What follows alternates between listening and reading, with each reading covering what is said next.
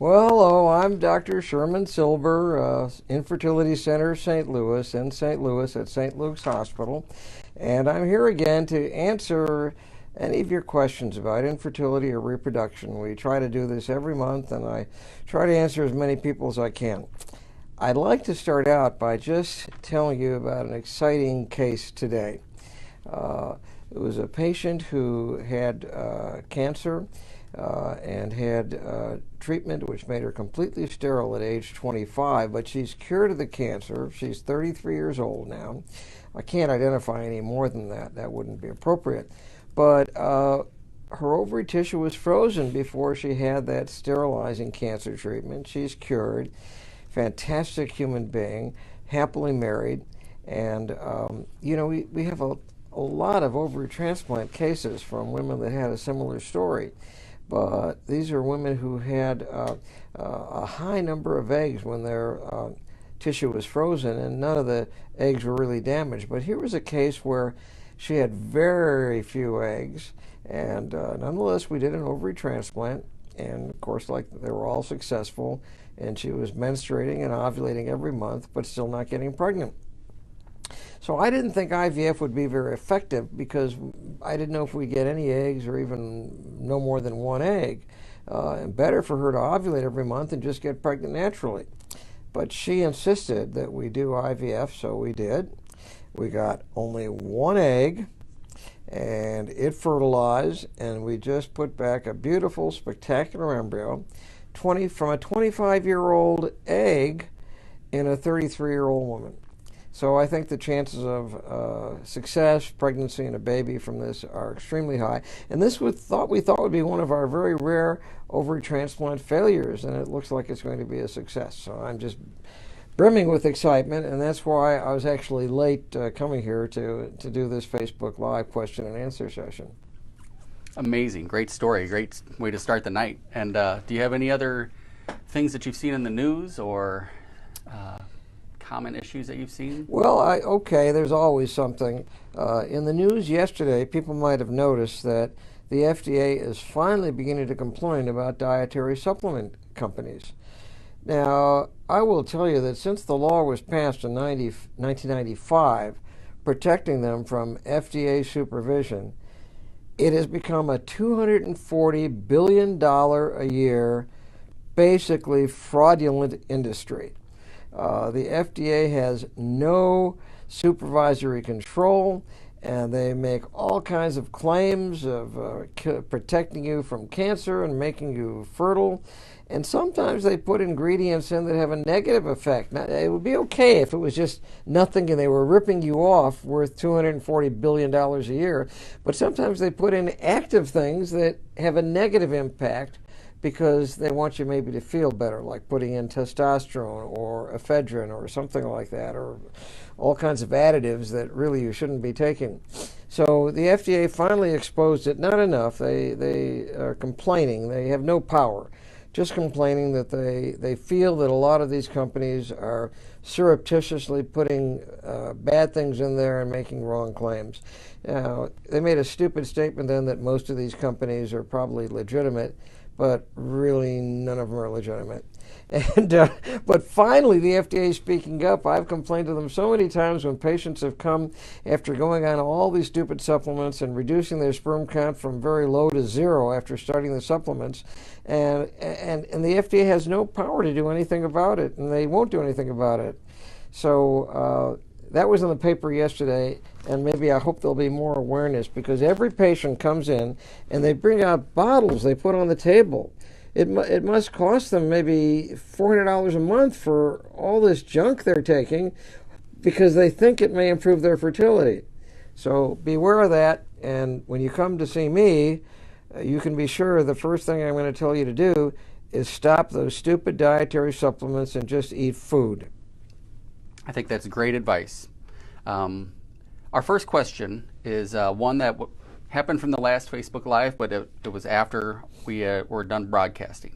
It's from Senna. She says, "My age is 46 and my menopause has started.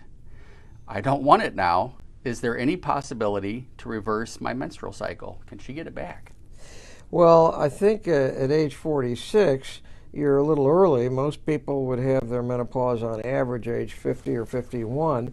But I doubt if there's anything you can do, because it just means you've run out of eggs. But I will tell you about a project we're doing. We recommend you enter into. I honestly don't know if it's going to reach fruition for even 10 years, but it's very exciting. We have approval now to do a skin biopsy, a nothing thing, a little punch biopsy of skin. Dermatologist does it in 2 or 3 minutes in the office downstairs in our hospital.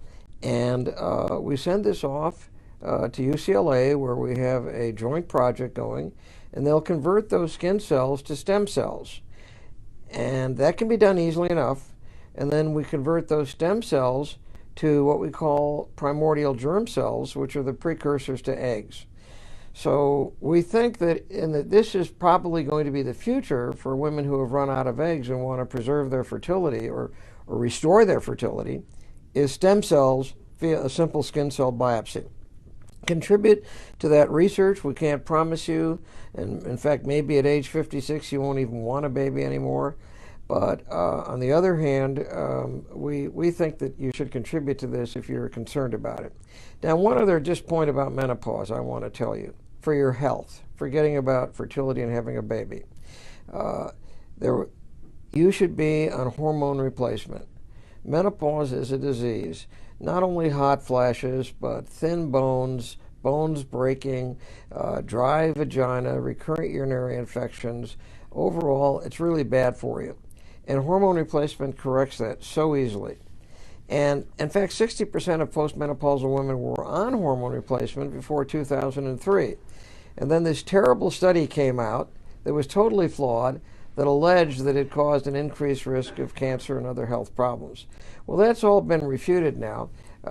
We know that study was false, but many women are still afraid to go on hormone replacement, and I would encourage you to go on hormone replacement so you don't have to suffer the health defects of menopause. Thank you. A question from Savannah came in. I'm doing mini IVF, and starting at 40, they're going to do a fresh transfer. Should she do one or more cycle? Well, I'm not sure how you're doing mini IVF, or if it's really our protocol for mini IVF the way you describe it. Normally, what we would do for a 40-year-old is go through Clomid mini IVF, get the best quality embryos, and we do that way, and then freeze those embryos, and then do another cycle a couple of months later. Because if you do a transfer and you don't get pregnant, or worse, you get pregnant and miscarry, you may not be doing another retrieval for another 6 to 12 months, and then your eggs are just going to be older, and you're right on the verge. The curve is going like that. And so the time urgent thing here is to get your eggs and to fertilize them, and store the embryos with safe freezing, and then do it again until you get tired of doing it. So you increase your statistical chance of getting pregnant.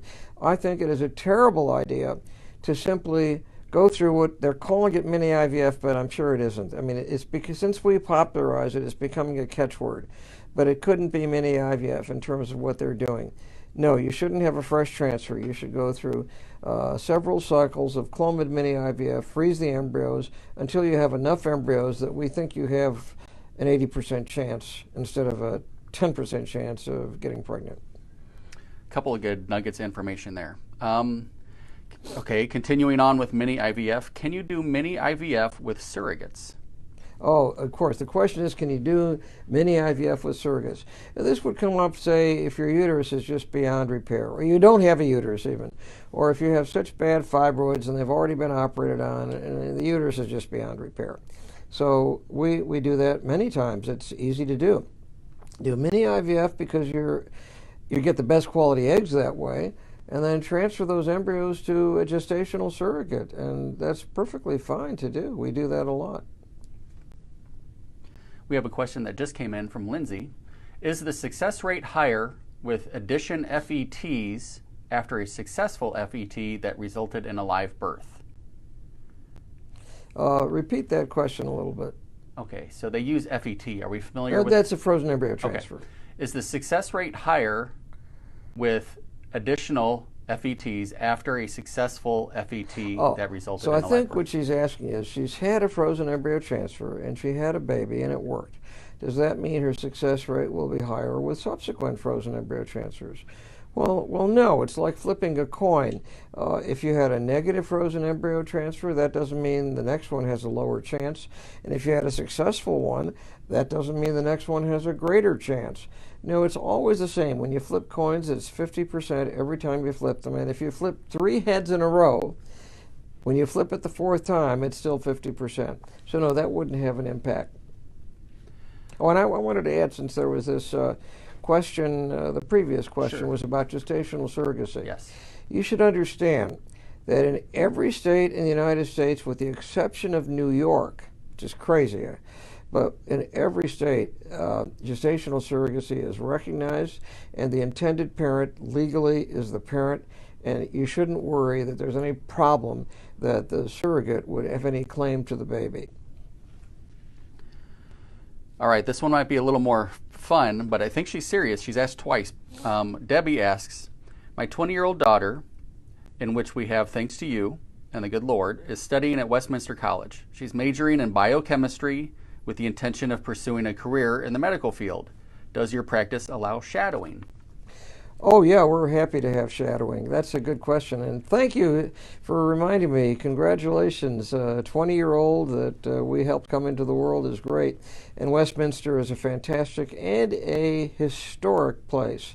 It's really a fantastic place in Missouri, and it's the origin of the great Winston Churchill library and the Winston Churchill speech. So it's not often known by a lot of people, but it's one of the great schools for her to attend.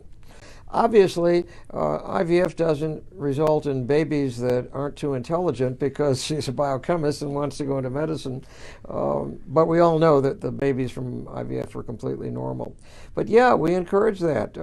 We're happy to have people shadow us. Now, they can't have any direct care of the patient. The patients are private patients. We take care of them. But we're happy to have them. I just had a medical student from China just yesterday shadowing us, and she learned a lot, and the patients didn't mind it. But of course, we get the patient's permission. Some patients don't want us to have a med student shadowing us, and then we just don't involve that patient. Jessica asks, do you offer InvoCell at the fertility center? We offer what? INVO, those are capitalized, cell. So I don't know if that's a procedure. I'll bet you I know what that is. They're giving it a name, because someone else asked me about that Okay. recently. Okay, that's where you take the eggs and you take the sperm, you put them in a test tube, seal it up, and the woman puts it in her vagina as an incubator. Now, this is ridiculous. But I wrote about this in my 2nd edition of How to Get Pregnant with a New Technology. And so this was back in the 80s. And it was invented by a wild Frenchman named Claude Renault.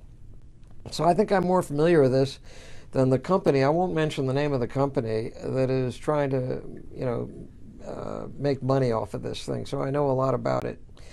The interesting thing about it is that if you put it in a test tube with the media up to the top and sealed, you don't have to worry about evaporation of carbon dioxide, so you can keep the pH stable.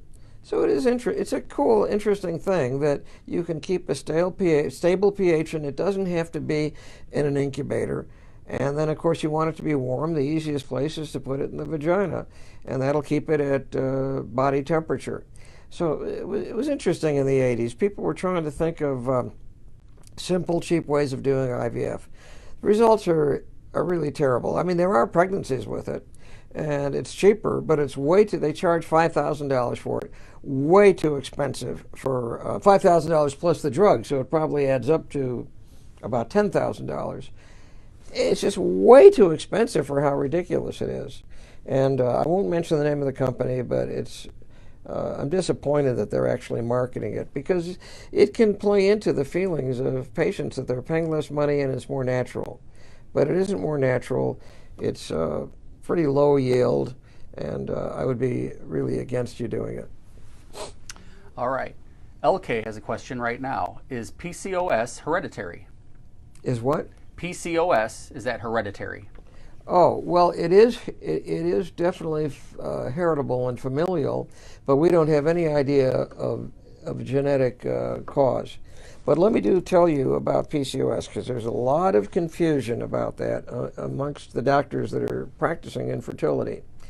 It's simply caused by you were born with too many eggs. Now that may sound a little silly. What's wrong with having so many eggs? Well, if you have that many eggs in PCOS, we know you're going to have a later menopause. Instead of the average age of 51, you might have menopause at 60 or 65 or even 70. So you have way more eggs than the average woman. So that's kind of nice. But that inhibits the FSH production from your pituitary gland on day one of your menstrual cycle. So therefore, you never have that rapid rise in FSH, and you therefore do not recruit a dominant follicle. And so you don't ovulate, or you ovulate late and weakly in the cycle. You have irregular cycles, and that's what PCOS is. And because of that imbalance in hormones, you wind up having usually a higher testosterone level. And some people call it the metabolic syndrome, but it's so simple, and yet it's overcomplicated. If you look in the literature, you'll see hundreds of thousands of confusing, mixed up papers on it.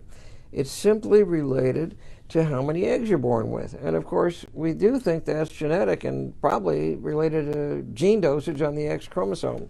So we can treat it very easily with IVF.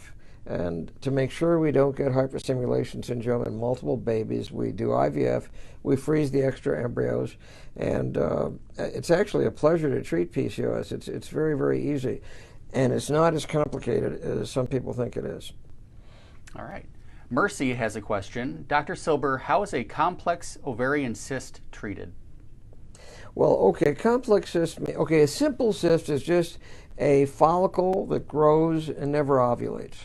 And that really keeps growing and it becomes a cyst, and the egg inside dies and disappears. And that's what simple cysts are. Complex cysts are usually what you see after ovulation, a so-called corpus luteum, and maybe a corpus luteum that persists and doesn't go away after you menstruate. So that's the commonest complex cyst. Could also be endometriosis. Could be a complex cyst. Complex cyst sometimes could be a tumor, but it should be easy to recognize if it's a tumor.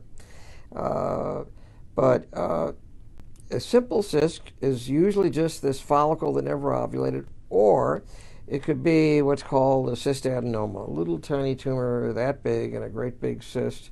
And if that's what it is, then it ought to be removed, but in a careful way where the doctor doesn't just remove a lot of ovarian cortex, because that's where all the eggs are.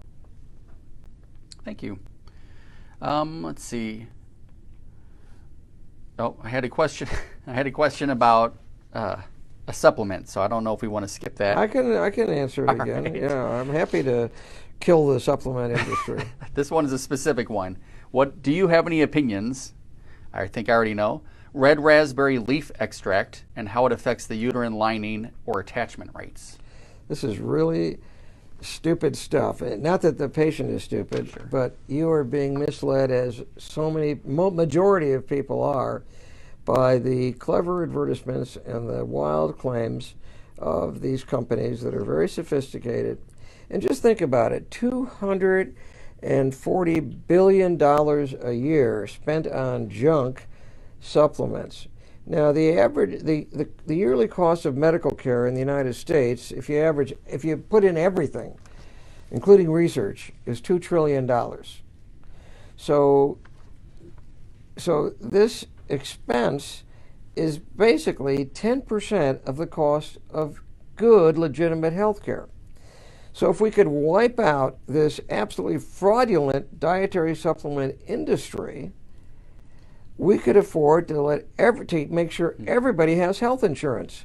There'd be no more debate about the cost of health insurance and people not having affordable care, because if all this money wasn't wasted on this fraudulent industry, which Congress allowed to develop in 1995, then everybody would have health insurance. That's so true. All right. Tina asks, is there anything a patient or a couple can do on their own in order to bring down the costs of having IVF? Maybe so they know they might have to have IVF. What can they do proactively to help keep those costs down? So how do they reduce the costs of IVF? Well, I'm a strong advocate of that. I think this mini IVF is the best way to do it.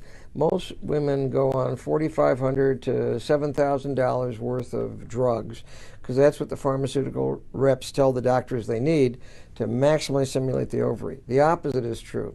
A study that was done by Baker et al. A few years ago showed that of 650,000 cycles in 1 year across the country, showed that the live baby rate per cycle is inversely proportional to the total dose of drugs. So the less the drugs, the higher the success rate. With mini IVF, we published this a year and a half ago, that the live baby rate per egg is 5 times greater, not just a little bit greater, but 5 times greater with minimal to no stimulation than with all the maximal stimulation. So you can reduce your drug costs from $7,000 easily to about $800. That's really important, and we encourage all patients to do that. The next thing you can do is really not go through these stupid unnecessary tests like DNA sperm fragmentation. Most couples go through $10,000 to $20,000 worth of testing before they even get to IVF, and that's because the clinic makes money on those tests, so we don't advocate that at all. I think we can learn everything we need to know from one really properly performed ultrasound with 3 dimensions. Another thing is some of these ridiculous treatments that don't really accomplish anything. Like, most women go through 3 to 10 cycles of what they call IUI before they do IVF. Now, IUI is not even as good as intercourse because with IUI, the sperm goes into the uterus and then it's out 3 hours later and it's gone. Well, the egg is only good for up to 8 hours after ovulation. And so you have to have perfect timing, and the sperm have to be there when you ever ovulate. And you won't get exactly perfect timing unless you do IVF. So if you have intercourse 3 times a week, there's always going to be some sperm ready when you ovulate. So, and we showed this many years ago, 40 years ago. Intercourse is better than IUI. And if you add ovarian stimulation to it, then that's the only way IUI works at all, and intercourse then is just as good. So IUI is a waste. So many of these treatments you go through before IVF are a huge waste of money. That's very helpful. Thank you. So Mercy asked earlier about the ovarian cyst, and she has a follow-up question. Can a complex ovarian cyst affect a growing baby that's in utero, and are there any risks associated with that? No, I don't think it can. Now, it could be a hematoma, which is a benign tumor, and it could be a cystadenoma, but I would leave it alone until you have the baby, and certainly not go through surgery while you have the baby. It won't hurt the baby. And then after the baby's out and healthy, you could have a laparoscopic removal. And if they do a C-section, they could even deal with it at that time. But I wouldn't interfere with the pregnancy otherwise. I bet that puts her mind at ease. One last question I have, and then I'll kind of put a request out to the audience. If they have any more questions, please put them in. What BMI maximum do you require to do mini IVF? Okay, so BMI stands for sort of a combination of the weight and the height to try to objectify if someone is obese or not and how obese they are. And it's actually very, very misleading. I find if you look at the patient, you can tell whether they're too overweight to go through anything and how much fat tissue they really have. The problem with IVF and overweight, aside from the overall health issue, is that you get poor absorption from the fatty tissue where you inject the hormones, like underneath the skin. You get poor absorption if the patient is too overweight, just because you have too much fatty tissue. I don't think it is helpful to go by an absolute number like BMI. People can have thick bones, they can have thick muscles, and I think it's very, very inaccurate. I think you have to see the patient and look at what her fatty tissue is, and it's a very simple exam to decide whether that obesity would get in the way of doing either mini IVF or any IVF. Now, I will ask, what if it's someone that has very low BMI or is lower on that scale? So skinny people, right. Skinny people are great, no problem whatsoever. They absorb very quickly, and in fact, they don't even need as much medication. All right, I just wanted to clarify because the question was maximum, so I could have seen how we could have gone either way on that. Yeah, I don't care how skinny they are, that's okay.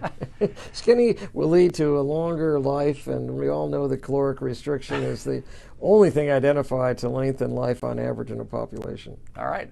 One last question did come in. Kristen asks, do you suggest CCS testing after 2 FET miscarriages? What kind of testing? CCS? CTS. CCS. I'm not sure what it is. But after 2 miscarriages. Yes. Yeah. Well, I mean, recurrent miscarriage can be caused by a number of things, and you just have to rule it all out. It can be caused by an abnormally shaped uterus with a septum. So we find that out immediately with our 3-dimensional ultrasound. It can be caused by a translocation in the chromosomes of either the husband or the wife. And it's balanced in them because they're okay, but then it could be unbalanced in the offspring. So we should get a karyotype on everyone that's had a history of miscarriage. Miscarriages can also be caused, if they're late miscarriages, by we call a incompetent cervix. The cervix dilates up and they miscarry sometime after 20 weeks. So a late miscarriage like that is almost always from an incompetent cervix, and you just tell the obstetrician to do a cerclage to tighten that up at 14 weeks, because if you wait till the cervix dilates, then it's too late. The miscarriage is inevitable then. So you do it at 14 weeks. Why not earlier? Well, because at 14 weeks you can be relatively sure there's not likely to be a fetal problem that you would want to have miscarry. So that's what you do. And the other issue for miscarriage is, do you do IVF with PGS? That is, do you do an embryo biopsy and do a chromosome analysis of the embryo after you've biopsied it? Well, that's a very controversial subject, and it's up to the patient. It will definitely lower your pregnancy rate per cycle. We know that. But if having a miscarriage is so emotionally painful that they'd rather reduce that risk of miscarriage than worry about reducing their live baby rate, then it's a reasonable thing to do. One of the jokes we make about PGS is that it's great for women who don't need it, who are young with lots of embryos and eggs, and it's really bad for women who do need it, who are older, have a higher risk of miscarriage, but don't have very many eggs or embryos. Because the problem is that there are errors in it. And the errors are usually not because of a physician or laboratory error. It's intrinsic to biology. The area that we biopsy in the embryo will have normal cells and abnormal cells. And so the false positive or negative rate can be as high as 10 to 40%. Those are the various estimates of the false positive story. So you might wind up throwing away an embryo that would have been a normal baby. And very often, we see this all the time, you have an embryo diagnosed as completely normal, and they either don't get pregnant or they miscarry. So it reduces the incidence of miscarriage, but it also reduces the success rate and the live baby rate because of all those errors involved. I think that should answer her question, because she did follow up saying chromosome screening. Yeah, that's what chromosome screening is, PGS, or pre-implantation genetic screening. Right. Yeah. And so I think the only variable we don't know there to answer, I think you gave answers either way, but we don't know her age on that one.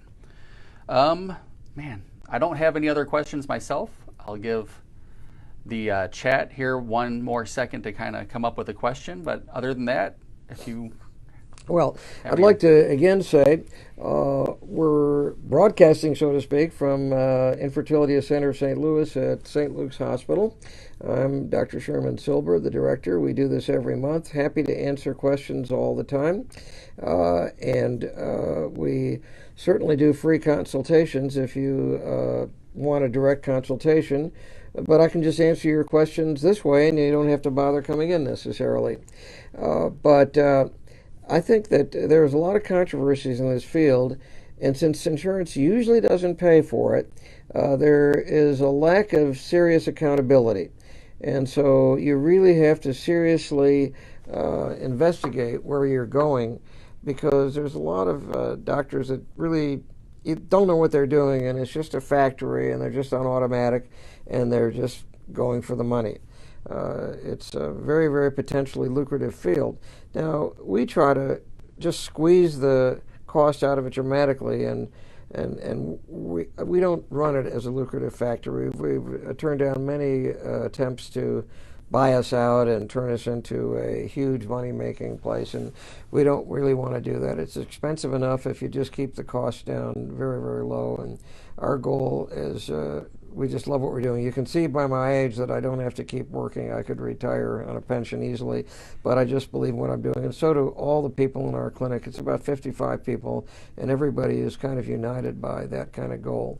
But so I didn't want to be advertising, but I want to just warn you to be cautious about investigating where you're going, and not do a lot of unnecessary, I'll say, hip stuff. And this PGS made me think about it, because yeah, it can be of some benefit to some patients, but by and large it's being done on almost everyone, and it just reduces the pregnancy rate. It increases the cost of the IVF by about $6,000 or more per cycle, and it leads to a lot of heartache and a lot of confusion unless it's tailored for the patient that really needs it.